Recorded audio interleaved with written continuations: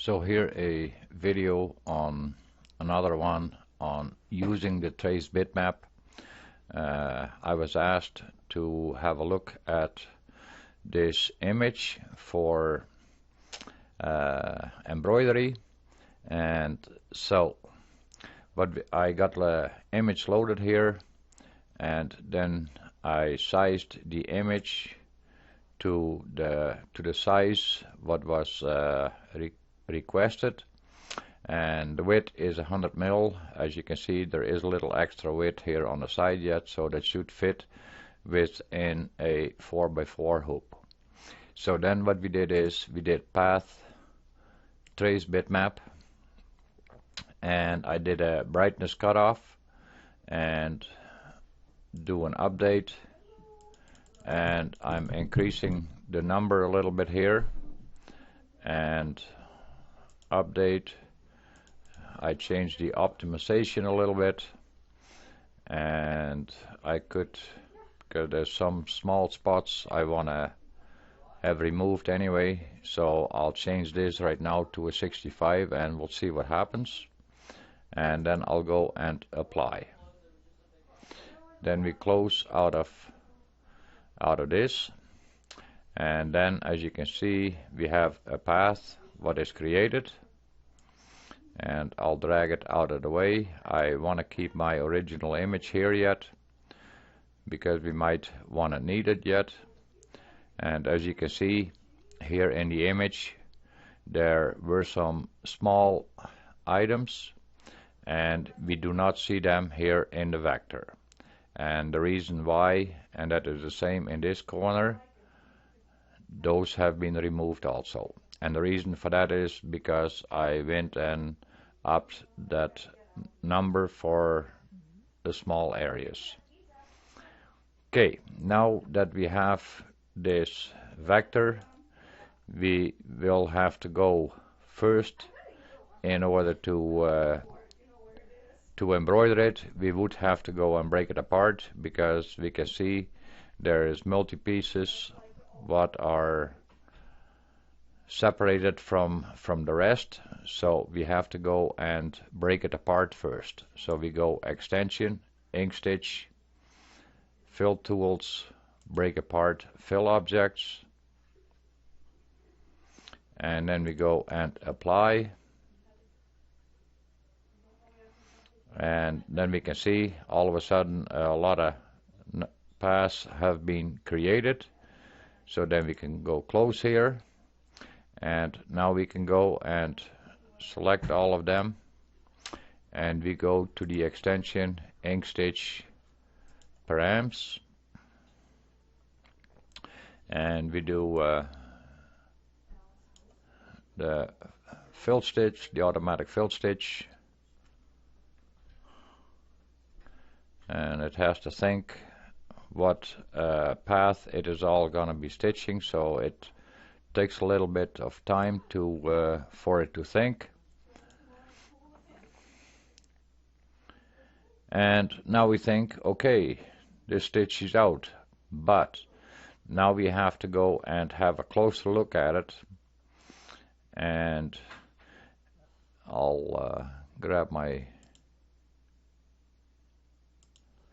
in this area here, there you can see there are lines going horizontally and lines vertically. So that means there is an under sewing and the top sewing is going. But as you can see in this area, there we only see the horizontal lines. So ink stitch is refusing to undersew it. And why is that? Well, that is most likely the reason why it is not working, and that is because there are certain areas where the path of travel is too narrow. And I'll see if I can zoom in to a few of the things. So like here are some really narrow spots. They may give the issue. There is also a possibility that these pieces could give the issue. And let me see, where else could I be? So those are a few spots what could give the issues. So then what we can first go and try to do is change the angle.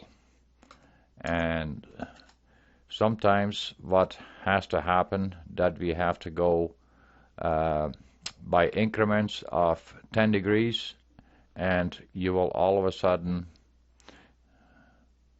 let me see, is it now? Hopefully it's thinking. Let me go and try a restart, see what it does.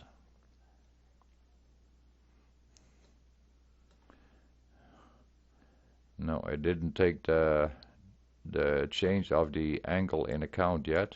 Let me try once more. I'll make it 25. Have a few moments patience. It looks like that it is thinking right now.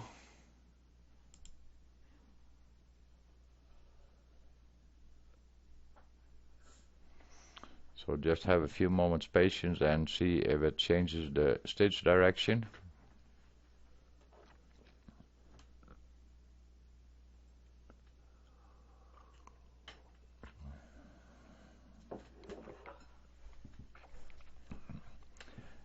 There we go. Now it changed everything, so like it had to recalculate all the paths to see if which direction it would want to go.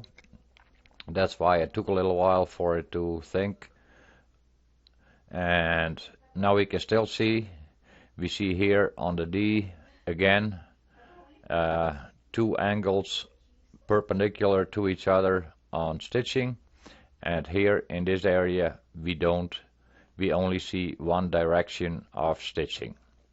So there is problems with the file. So how can we go about it? Well, there is multi ways, and also at the same time what I want to do is show something else yet, that if you decide you want to go and create different areas with different colors, on how you can go and work with a file like this.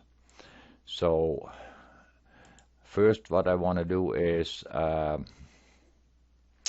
have to go back in the history for a moment, because I find it works the best in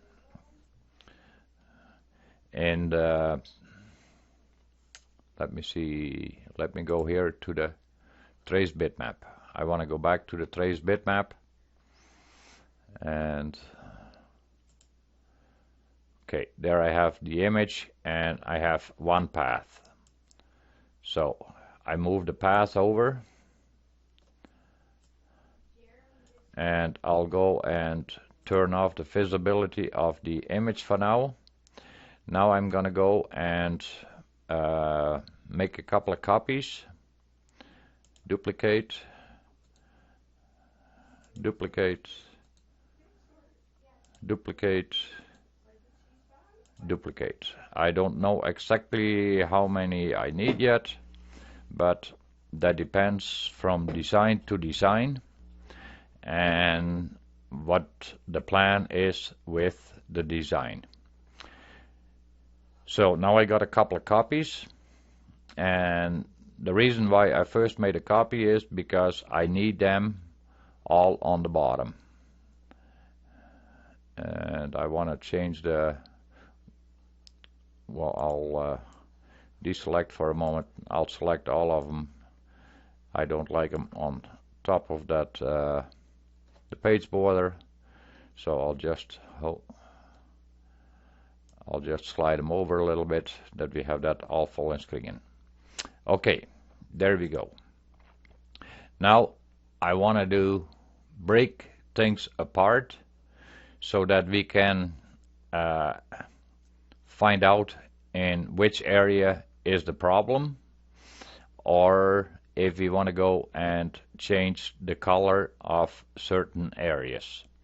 So then what we do is we go here to the Bezier tool, and I'll zoom in a little bit, and I'm gonna go and separate a piece out of here. So what I want to do is I want to end up nice in that corner, and then I'm gonna go straight across, make sure I'm going in the white there, and then right in the corner again, through the corner, and now I go around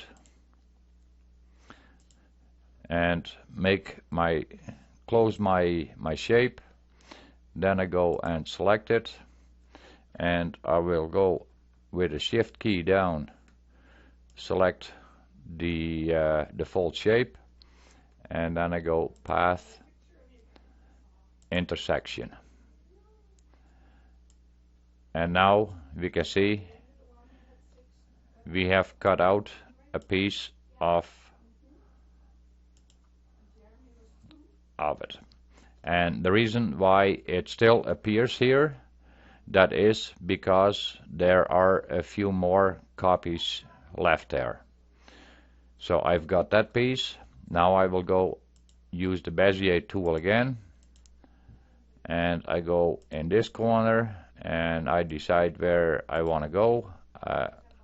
This time I may not go and make a real accurate cut, but I go and move around, and I get now a fill, and that is because that was the last fill I used. So I'll just change here the fill for a moment. Now we go and select it and do the same thing again with the shift key down on the full object, and we go path, intersection, and there we can see we can drag it out of the way, and I'll give that a different color, so that way we can keep that together and make sure that we know where the pieces are. So, and now we want to go and cut out the center part, and I'm gonna go and just make rough cuts, otherwise it's gonna take too much time on the video to get it all really good. So now here too again we have to, that is up to personal preference on what you want and what you want to accomplish, and we can go and all the way across here,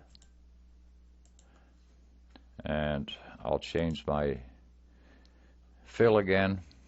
Then we go to the select again and shift select, path, intersection, and there we can see we can drag that out of the way, give that a color,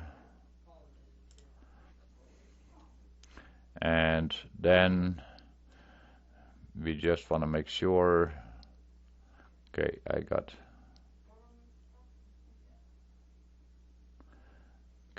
two more copies there, because I don't want to lose my last copy. I want to make sure that I keep an extra copy. I can always go back to my image also and make more trace bitmaps. And now I'll go and cut here, and we go all the way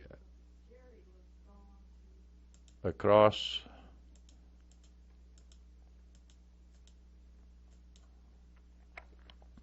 and I'll have to change the fill there for a moment again.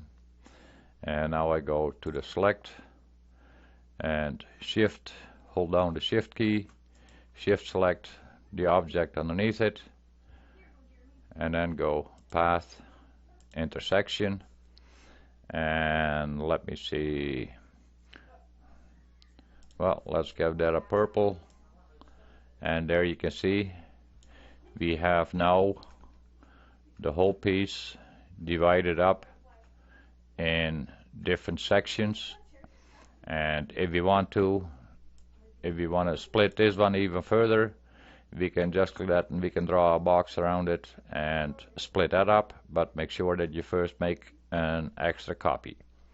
Then what we can do is we can turn on our image, and since the trace bitmap was made in accordance with that image size, we could go and line up the pieces according to the image here, and then once everything is lined up, I may not line them up 100% perfect, but with the arrow keys you can also do minor adjustments, and then you can zoom in, drag it down a little bit and check for your overlap, or even go and into the node select and pull your nodes down a little bit. And okay, once you have them in place, then we can go and turn off the image. And now we have our design. Now we can go and select all the pieces, and we can go extension, ink stitch, fill tools, break apart, and then we close. Then there's a few small objects what I want to have deleted. Let's go select them and delete them. Delete and delete. There might be a few other, and there. Okay, I can also, there's a few more yet I see. With a shift select,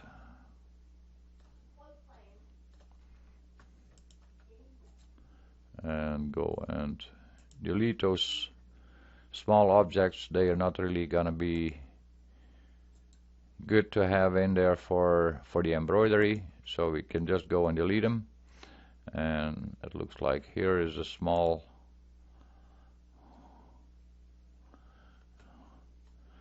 no, there's probably a few, like here is some edges, so probably have to go and clean up a few of these nodes on that.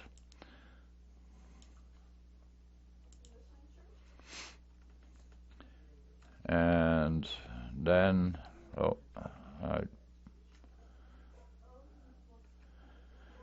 then we can go and see what Inkscape says.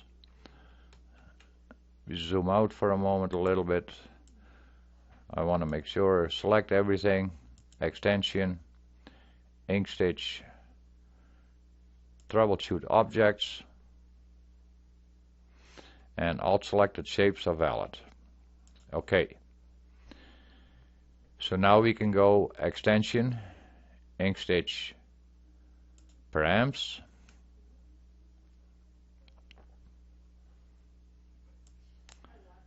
and now she has to think for a moment again, since there are so many paths where it's got to go around and whatnot.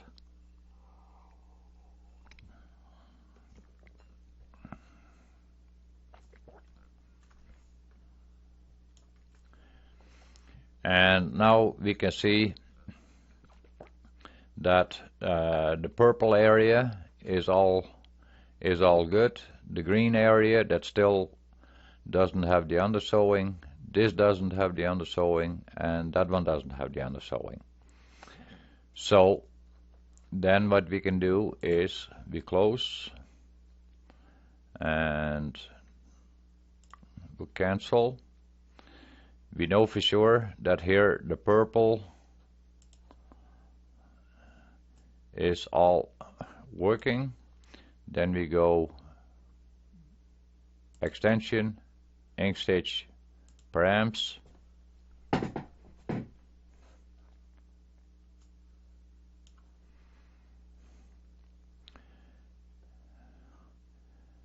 and then we can go and apply and quit.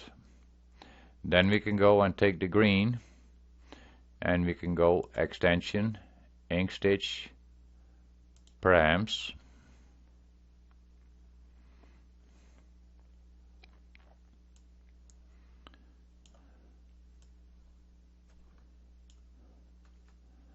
and there we see that we don't get that undersewing. So then what we'll do is we'll try to change the angle. Say we'll go here to a 45-degree angle.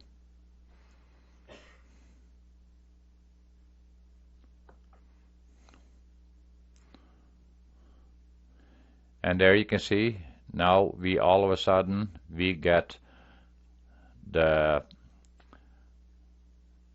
45-degree angle, and we get that be the 135-degree angle. So we have now lines in two directions. So that means now the undersewing is applied to this area. So then we know that that one is good at 45-degree angle. So we can go and apply and quit. Then we can go, well, let's go to the blue one, or let's go to the blue areas, yeah, extension, ink stitch, params,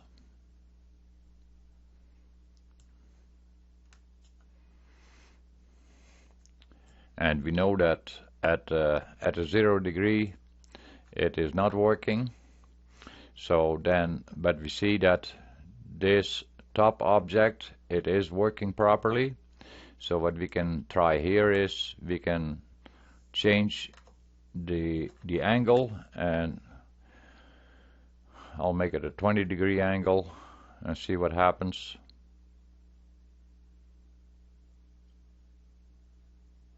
No. And then we go to 30.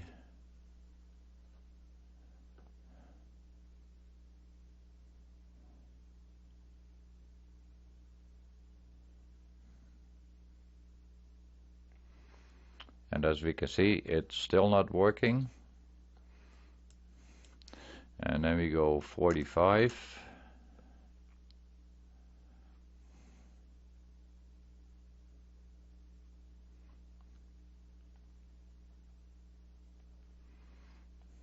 And as you can see, it is still not working. And the reason for that, that may be just a minor little thing. And so we'll cancel out of here for a moment, and then we have to zoom in, and it may be as little as a few of these little points. So if we go to the node select and we go and clean up a few nodes on these points, I'm just grabbing here some and just go and get rid of some, and sometimes we have to just widen certain areas. Say if this pathway that looks fairly narrow, so we can go and widen that a little bit, and then all what we can do is try it again, ink stitch, params,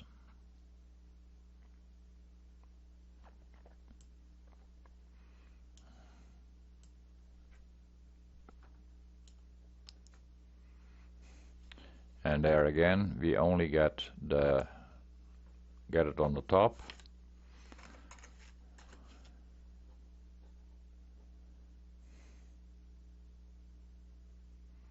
Only the top sewing, it still doesn't do the under sewing.